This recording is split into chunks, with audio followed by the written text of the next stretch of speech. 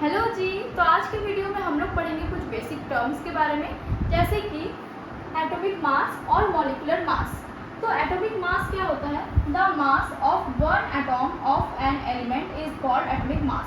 मतलब atomic mass मतलब होता है कोई भी एलिमेंट का एक एटॉम में कितना मास है, कोई भी एलिमेंट का एक एटॉम में, वन एटॉम में कितना मास है, उसी को हम लोग क्या बोलेंगे? Atomic mass. ये जो एटॉमिक मास है, जैसे ऑक्सीजन का है 16, H का है मतलब हाइड्रोजन का है 1, C का है 12। ये इम्पॉर्टेंट है।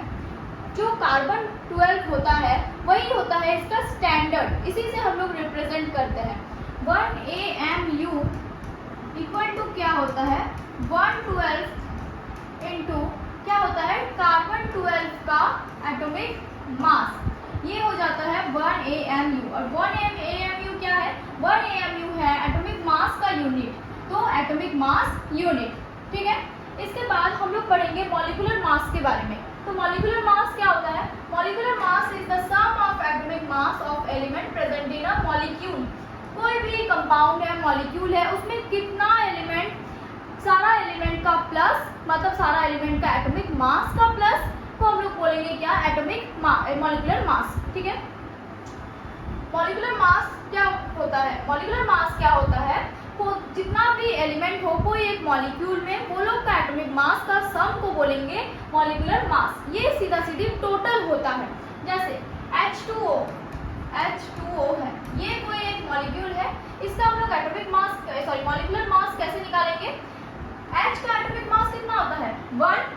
यहाँ पे हम लोग अभी देखें H का एटॉमिक मास कितना होता है? 1 इंटू 2, फिर सम करेंगे किसका है? ऑक्सीजन का कितना है? 16। तो 16 टोटल कितना हो जाएगा? 18 ग्राम। इसका क्या हो जाता है? ये मॉलिक्यूलर मास। ठीक है। अब CO2 का, C का कितना होता है? कार्बन का कितना हो जाएगा? 12 प्लस ऑक्सीजन का कितना हो जाएगा? 16 इंटू 2, ये टोटल कितना हो जाएगा? 32, टोटल हो जाएगा 44 ग्राम। ठीक है। इसके बाद हम लोग पढ़ेंगे एम्पिरिकल फार्मूला और मॉलिक्यूलर फार्मूला के बारे में। तो एम्पिरिकल फार्मूला किसको बोलते हैं? It may be defined as the formula which gives the simplest whole number ratio of the atoms of different element present in one molecule of the compound. कोई भी एक कंपाउंड है, मान लो लेते हैं C6H12O6, ये एक कंपाउंड है। अब इसका सिंपलेस्ट फॉर्म हम लोग निकालेंगे इसका रेशियो का। इसका रेशियो अभी कितना है? 6:12:6। अब इसका सिंपलेस्ट फॉर्म निकालेंगे 1:2:1 हो जाएगा इसका सिंपलेस्ट फॉर्म। यही हो जाता है ग्लूकोज, मतलब ये ग्लूकोज का फॉर्मूला है, तो ग्लूकोज का एम्पिरिकल फॉर्मूला 1:2:1 है, मतलब CH2 और O। ये हो जाता है क्या? इसका एम्पिरिकल फॉर्मूला। कोई भी कंपाउंड का सिंपलेस्ट होल नंबर में अगर उसका रेशियो रहेगा तो वो हो जाता है एम्पिरिकल फॉर्मूला। अब हम लोग देखते हैं मॉलिक्यूलर फॉर्मूला। मॉलिक्यूलर फॉर्मूला क्या होता है? It may be defined as the formula which gives the actual ratio. कोई भी कंपाउंड हो उसका एक्चुअल रेशियो को कौन बताता है? Molecular formula. जैसे कि C6H12O6, ये हो जाता है मॉलिक्यूलर फॉर्मूला जो एक्चुअल रेशियो देता है, मतलब C6:12:6। ठीक है। ये हो जाता है मॉलिक्यूलर फॉर्मूला। अब और एक एग्जांपल है हाइड्रोजन पेरोक्साइड H2O2, ये हो जाता है क्या? Molecular formula. अब इसका रेशियो 2:2 है। अब इसका सिंपलेस्ट फॉर्म निकालेंगे 1:1, तो हाइड्रोजन पेरोक्साइड का एम्पिरिकल फॉर्मूला क्या हो जाएगा? H और O। ठीक है। ये हो जाता है इसका एम्पिरिकल फॉर्मूला। यही डिफरेंस है एम्पिरिकल फॉर्मूला और मॉलिक्यूलर फॉर्मूला में। मॉलिक्यूलर फॉर्मूला एक्चुअल रेशियो देता है और empirical formula simplest whole number ratio देता है। तो अब हम लोग पढ़ेंगे मास परसेंट के बारे में। मास परसेंट को हम लोग वेट परसेंट भी बोलते हैं। इसका डेफिनेशन क्या है? It may be defined as the number of parts by mass of solute of one component solute और सॉल्वेंट पर 100 parts by mass of solution. अब सॉल्यूट और सॉल्वेंट मिलकर बनता है क्या? सॉल्यूशन। मास परसेंट का मतलब क्या हो जाता है? जिसका निकाल रहे हैं, मतलब सॉल्यूट का निकाल रहे हैं तो सॉल्यूट का लिखेंगे, सॉल्वेंट का निकाल रहे हैं तो सॉल्वेंट का लिखेंगे।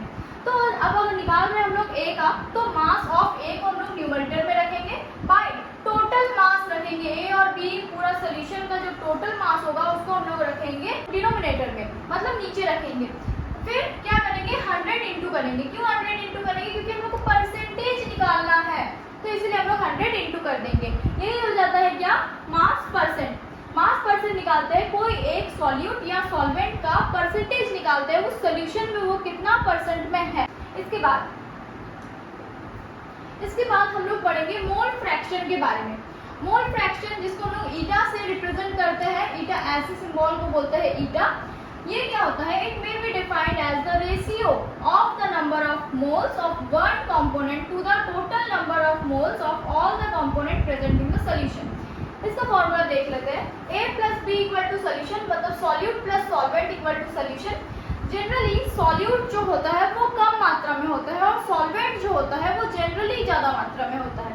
तो ये जो सॉल्यूशन बना, अब हम लोग को जिसका निकालना है उसको अगेन ऊपर रखेंगे। बताओ यहाँ पे हम लोग मोल फ्रैक्शन निकाल रहे हैं, तो moles, number of moles of A का निकाल रहे हैं, तो number of moles of A ऊपर रखेंगे बाय टोटल मोल्स। जितना भी सोल्यूशन में मोल्स है उसको हम लोग रखेंगे नीचे।